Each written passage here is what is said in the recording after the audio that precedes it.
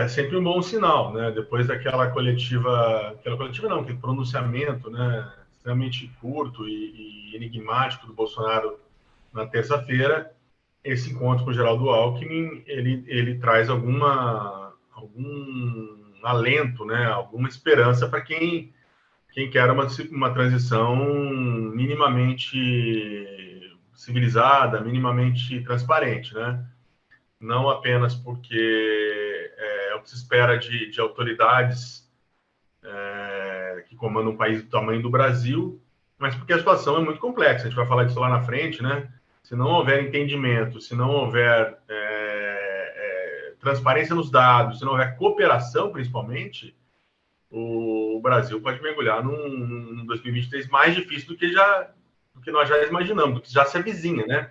Então, a transição ela não é apenas importante do ponto de vista político, né? Do ponto de vista político, ela tem que passar uma imagem de conciliação, né? Seria ótimo se a gente conseguisse terminar essa transição passando uma imagem de conciliação, de entendimento, de um mínimo entendimento entre o governo que está saindo e o governo que está entrando. Mas, do ponto de vista econômico, fiscal, do ponto de vista da continuidade da máquina pública, né? Do ponto de vista administrativo, é fundamental que a transição seja bem sucedida. Ô, Bombig, e é claro, isso não é nenhum favor, né, a ser feito. Há uma legislação que estabelece que isso deve acontecer já há algum tempo, é assim que funciona, né?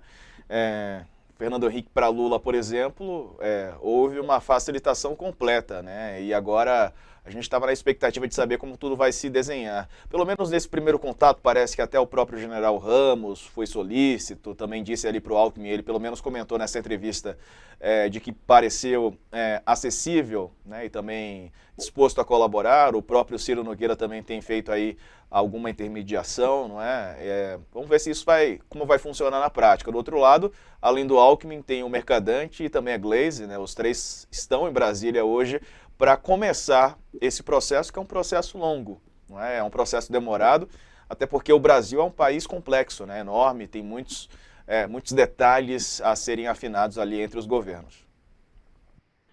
Não, é um processo que ele tem 2 meses para acontecer, né? Ele tem um prazo de validade, que são os próximos 2 meses. O ideal é que quando o presidente eleito tomar posse, né, o Lula, em janeiro, essa transição esteja concluída, ou pelo menos muito avançada, né? Então, por mais que o Bolsonaro tenha se afastado, né? O que parece que ele se afastou um pouco da transição, ele delegou esses poderes, né? Delegou para o Ciro Nogueira, tem esse encontro hoje com o vice-geral do Alckmin, que é bastante positivo, né, no meu ponto de vista. Mas o importante é que as equipes técnicas dos dois lados se entendam, né? A equipe do Lula, que já está ali meio formada, tem o Geraldo Alckmin, tem o Mercadante, tem a ajuda do Elton Dias, a própria Glaze, quer dizer, o entorno do Lula, né? O pessoal mais próximo do Lula na campanha, vai reunir esses dados, vai olhar a situação do governo, vai passar para a equipe técnica do Lula, enquanto isso você vai montando o governo dele também, né? É óbvio que o Lula não deixará para montar a equipe toda no dia 31 de dezembro, né? Ao longo desses 2 meses ele vai montando, e essa montagem também ela se dá com base nos dados que eles forem encontrando, né? E a boa vontade do lado do presidente Jair Bolsonaro. Como você disse, não é assim, simplesmente ele tem boa vontade, ele tem que abrir. Não, é lei, ele tem que participar dessa transição, mas nós sabemos como funciona, né? Se houver disposição, se houver uma harmonia nas duas equipes trabalhando, é óbvio que será muito mais proveitoso para o país de uma maneira geral, né? O próximo presidente tem que saber em que situação está a casa, basicamente é isso. É olhar as finanças, olhar os programas, olhar a educação, olhar a saúde, tanta coisa, né? Programa de infraestrutura, que petam as obras. Não é só uma questão de olhar o orçamento também, né? O dinheiro que tem caixa, o que não tem. Isso já está até acontecendo, está repleto de notícias hoje na imprensa. É o total, né? É o total. Obras que estão andando, obras que estão paradas, deficiências na saúde, né? Eventuais deficiências na educação, que a gente sabe que tem muitas, na verdade. Isso é fundamental, ter essa compreensão, essa estratégia, para que o próximo governo já comece a trabalhar, né? Não dá para trocar o pneu com o carro andando, né? Imagina, ficar tudo parado agora e só a partir de janeiro a equipe do Lula começar a ter acesso e começar a imprimir o ritmo dele ao governo. Complicado mesmo. Bom, ela confirmou a viagem, Bombig. O que a gente pode dizer sobre a Zambelli nesse momento? Pois é, causou alvoroço nas redes sociais hoje, né? Eu recebi várias mensagens de gente, ela tá fugindo, ela tá indo embora, o que tá acontecendo, né? É, muita gente viajou, né?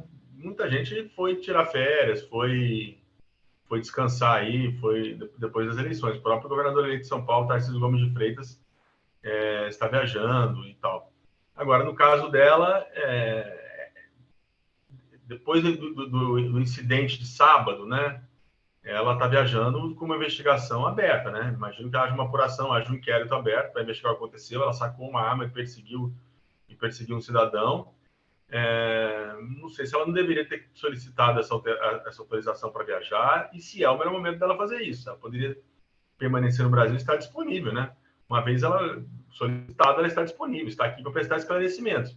O episódio em si é um episódio assustador, né? A gente viu uma parlamentar brasileira correndo na rua, numa região tão movimentada, né? Tão adensada quanto os Jardins em São Paulo, com uma arma atrás do cidadão, choca todo mundo. Ela poderia ter tido esse cuidado de permanecer aqui até que, pelo menos, esse inquérito avançasse um pouco, né?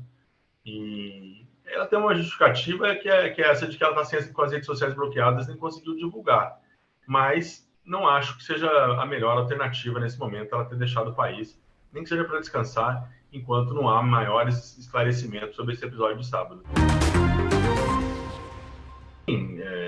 E tem também o gasto do governo Bolsonaro, né? O próprio auxílio de 600 até dia 31 já é uma questão que ia ser difícil para qualquer governo lidar e para o Bolsonaro. O Bolsonaro também fez muitas promessas, né? A solução da PEC, ela era esperada do ponto de vista político, né?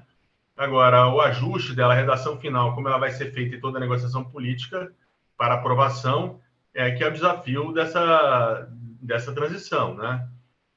O senador eleito Wellington Dias, do PT, está se empenhando muito nesse processo. A gente sabe que o próprio Geraldo Alckmin, que tem uma experiência como governador muito grande, entrou de cabeça, é o coordenador da transição, e tem que ser. Agora, o mercado, sabe como o mercado vai reagir, se ela vai ser uma PEC de gasto ilimitado, né, que fure o teto para tanto que se quiser, ou se ela vai ter um valor determinado.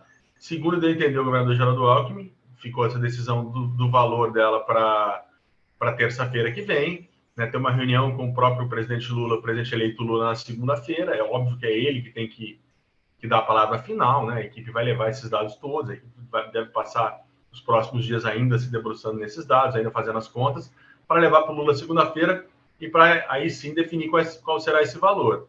Essa é a bola na marca do pênalti nesse momento para o início do próximo governo. Essa negociação, essa PEC, ela é apontada como fundamental, como vital para o início do governo Lula. Qual